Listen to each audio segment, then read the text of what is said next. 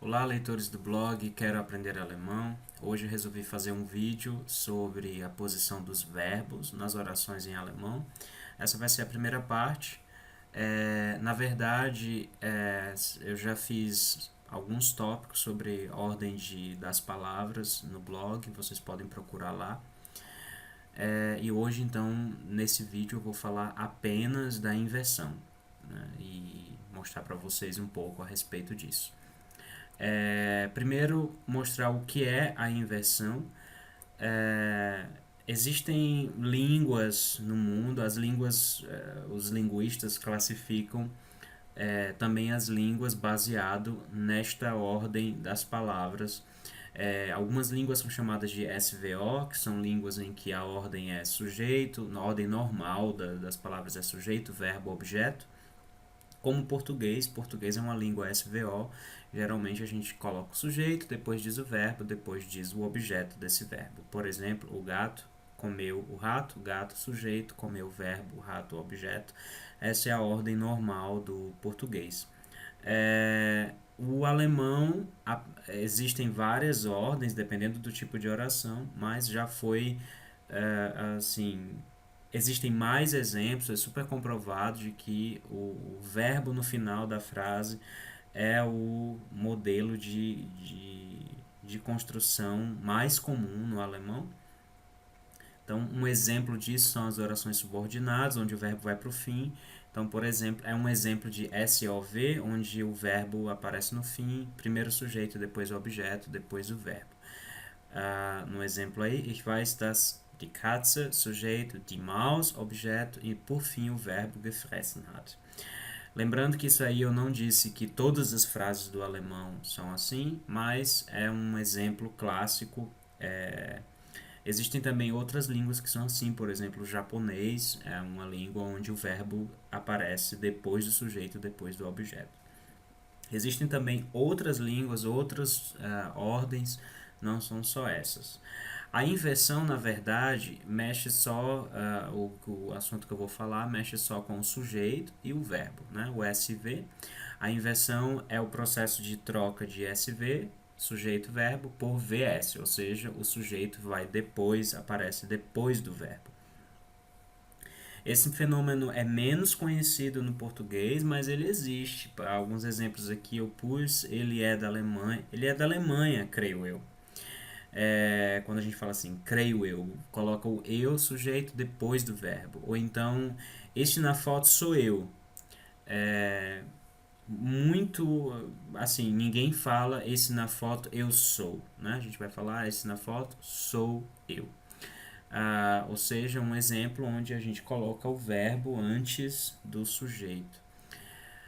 Em alemão, esses casos são muito comuns.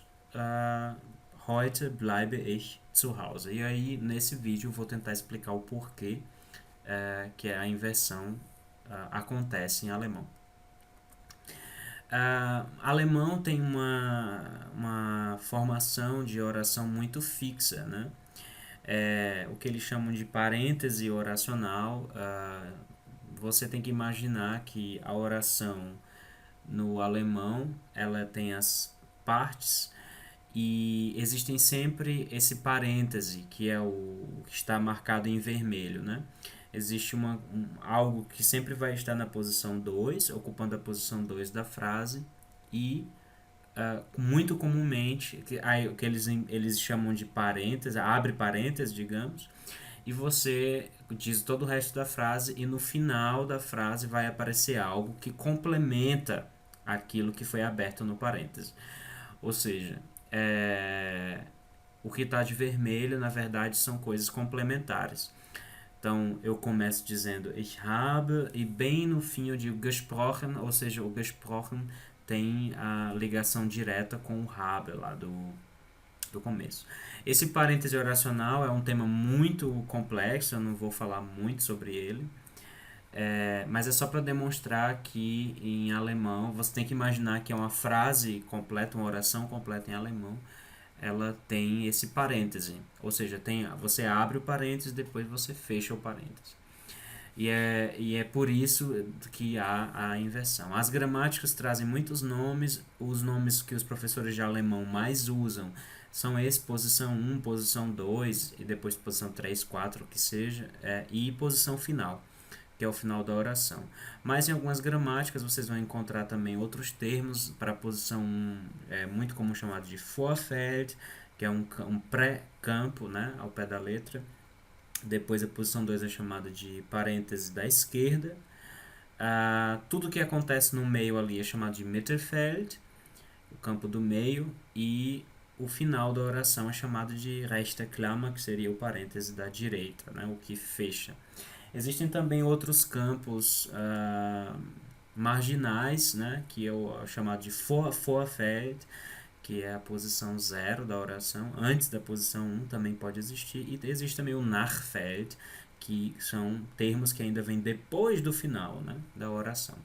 Também não vão entrar em questão, só para dar o termo aqui nas gramáticas. Um exemplo comum de inversão, uma frase bem, vou usar só frases bem simples que é para o pessoal entender. Por exemplo, der Lehrer spricht jeden Tag Deutsch.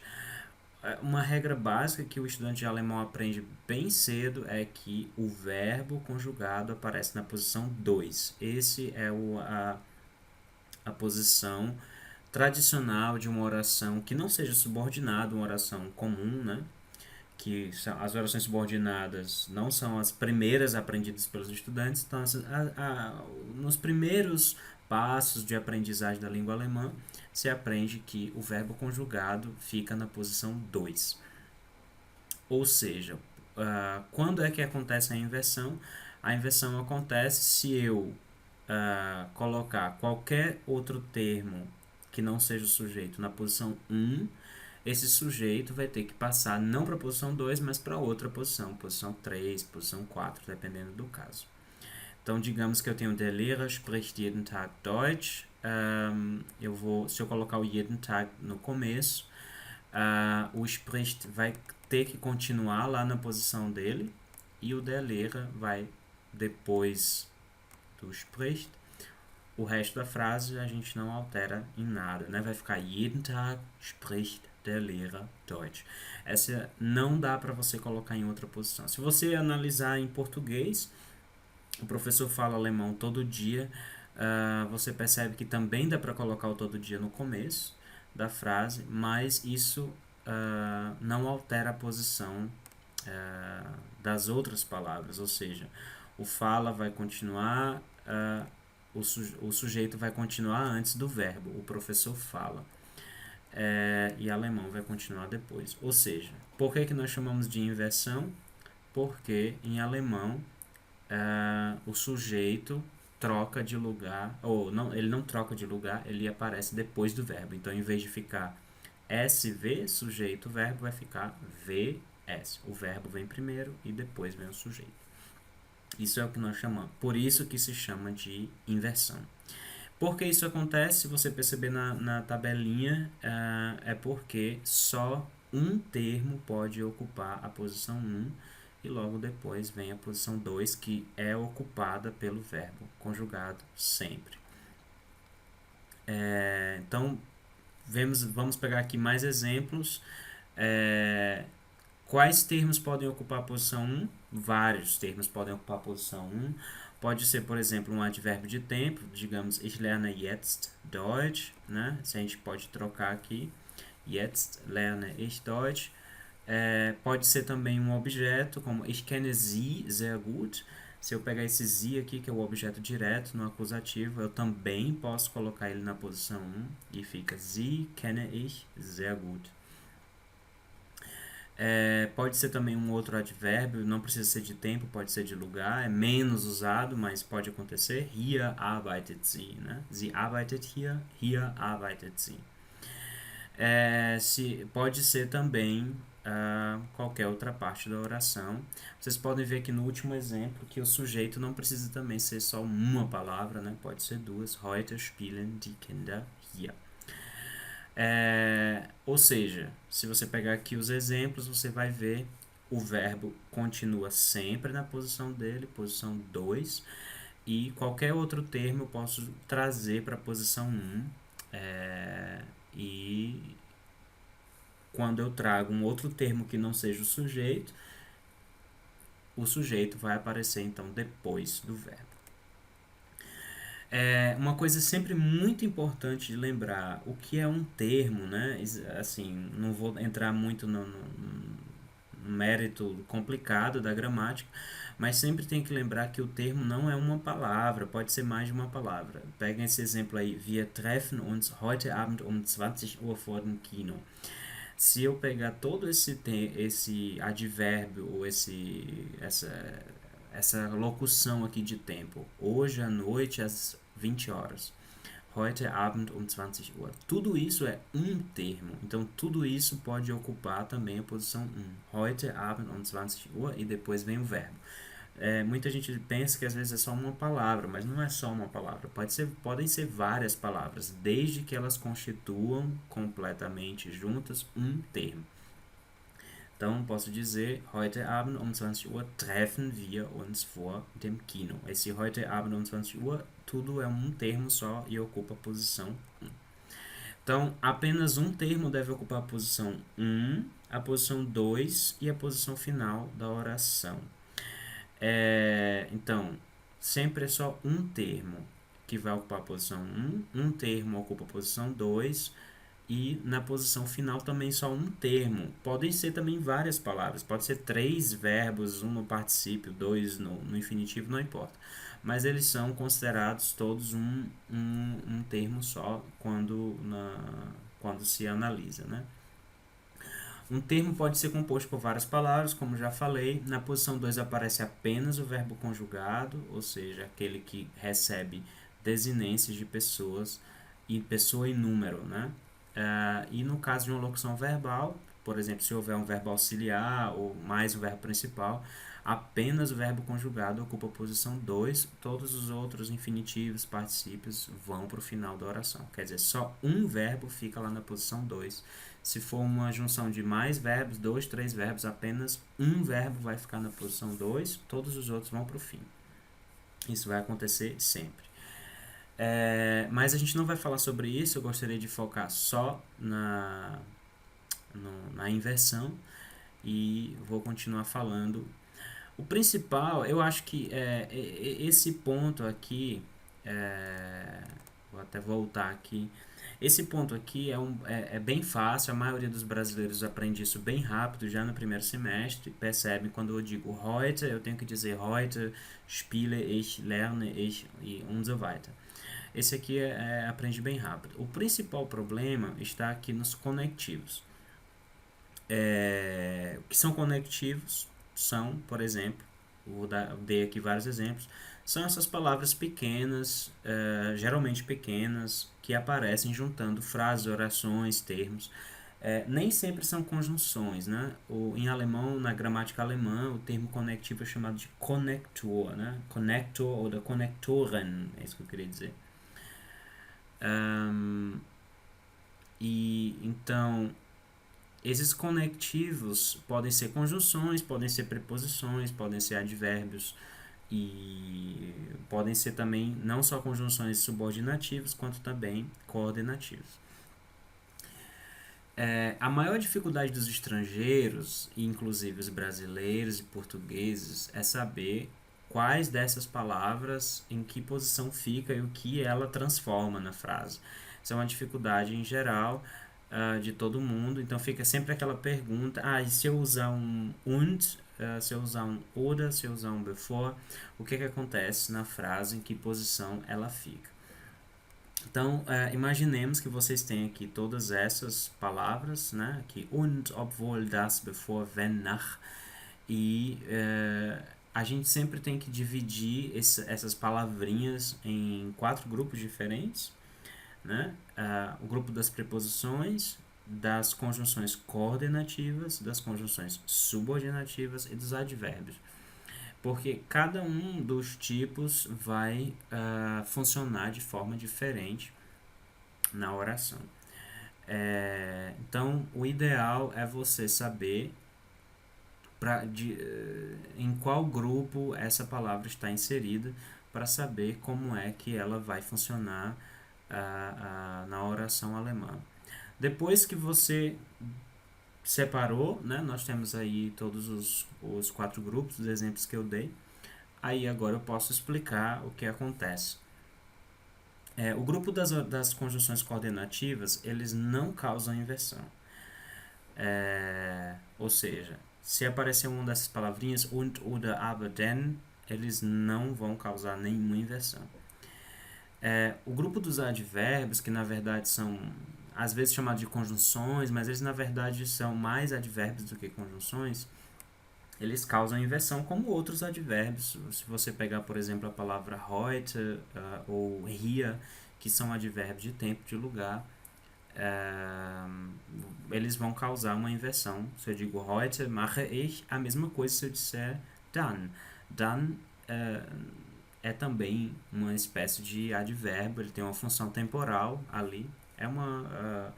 As gramáticas chamam de conjunção, mas enfim, não importa a classificação exata, mas eles têm uma função como outros advérbios. Você coloca ali dann, a mesma coisa se eu disser heute, e faz a oração, faz aquela inversão normal. Só que ela tem uma função ali bem parecida com a de uma conjunção. As preposições, essas são as mais fáceis, você nem precisa pensar nelas, porque as preposições nunca aparecem sós, né? Elas sempre acompanham, quando elas estão na função de preposição, elas estão sempre acompanhando um substantivo. Não confundir com prefixos verbais, né, que às vezes aparecem no fim da frase, falando só sobre preposições mesmo. E as conjunções subordinativas, estas mandam o verbo para o fim da frase, né? Elas não causam inversão. Quando elas aparecem no início da oração, o verbo vai para o fim da frase. Essa é uma das características das orações subordinadas alemãs. Hoje, nesse vídeo, como eu disse que ia me concentrar só sobre a inversão, eu vou falar sobre as conjunções coordenativas e os advérbios ou conectivos adverbiais com valor adverbial. As conjunções coordenativas, elas ocupam o que nós chamamos de posição zero. Ou seja, se eu pegar uma frase como Der Lehrer spricht jeden Tag Deutsch e eu quiser colocar uma conjunção coordenativa como aber, não altera nada na oração. Eu posso colocar o aber, ele fica lá na posição zero. Isso não influi nada na ordem das palavras.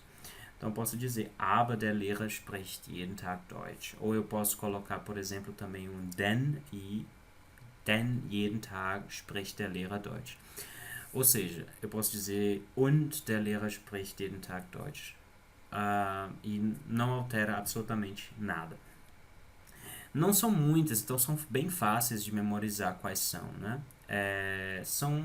As principais são essas 5. Und, aber, oder, sondern und denn.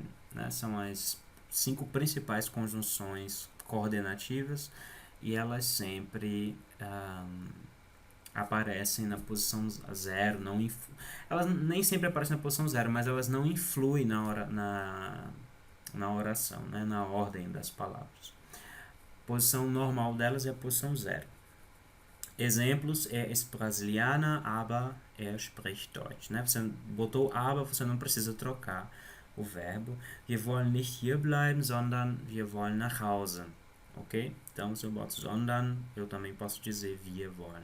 Ich heiße Tatjana und ich komme aus Portugal. Und ich komme. Sem mudar a ordem das palavras. Já os conectivos adverbiais, o grande problema deles é que eles funcionam como um advérbio. Então, se eu disser, pegar aqui o exemplo, spricht Deutsch, e eu quisesse colocar um heute, um advérbio de tempo, eu teria que dizer heute spricht Deutsch.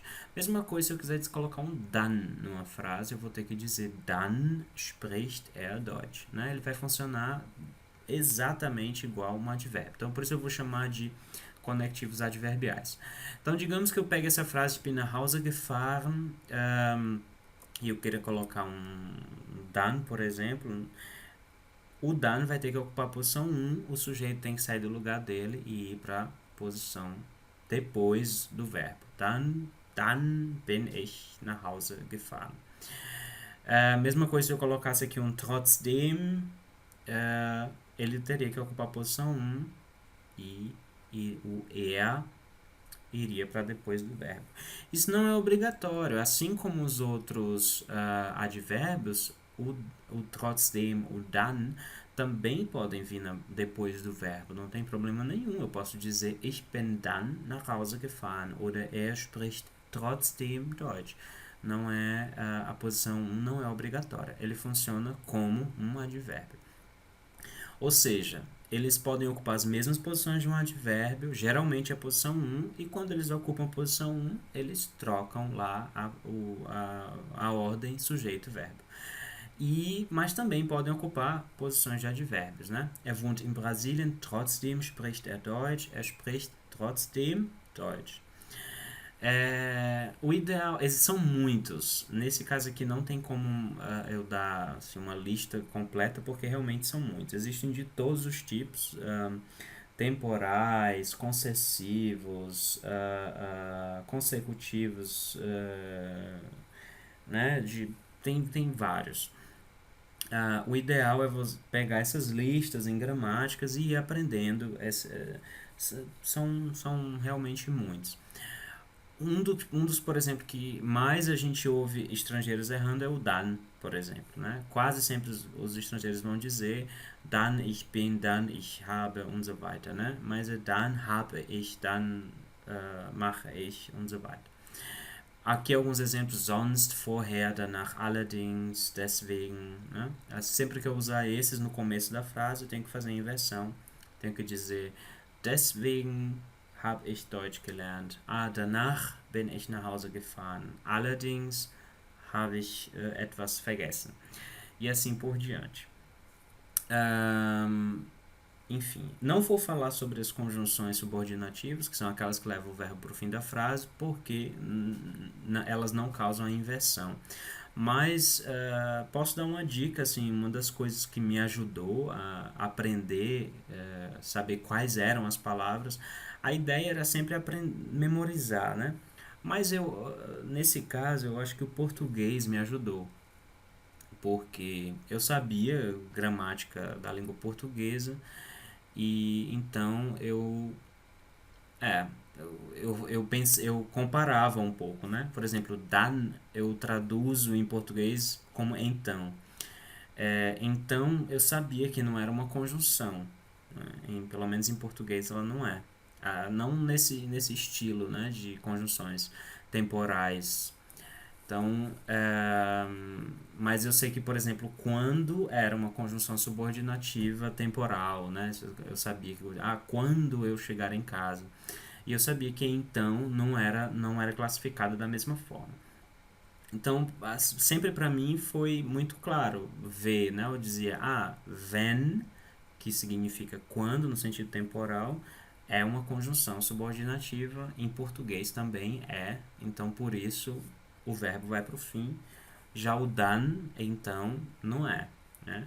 A mesma coisa com o trotzdem e o obwohl, né? Obwohl significa embora ou mesmo que, por exemplo. Eu sabia que eram conjunções na gramática portuguesa. Trotzdem eu traduzo sempre como apesar disso, né? Wohnt in Brasilien, trotzdem spricht Deutsch. Ou mesmo assim, pode ser, né? Ele mora no Brasil, mesmo assim, ou apesar disso, apesar desse fato, ele fala alemão. Então eu sabia que o mesmo assim, eu sabia que o apesar disso não eram conjunções. Isso é o que me ajudou a matar a charada rapidamente, de conseguir dividir esses dois grupos. Mas eu não sei se essa dica ajuda todo mundo, né? Então, assim, me poupa muito tempo de memorização, mas também houve memorização, né? Assim, algumas conjunções eu memorizei e aprendi qual era a ordem das palavras. É isso. Espero que tenha ajudado vocês e até o próximo vídeo. Obrigado.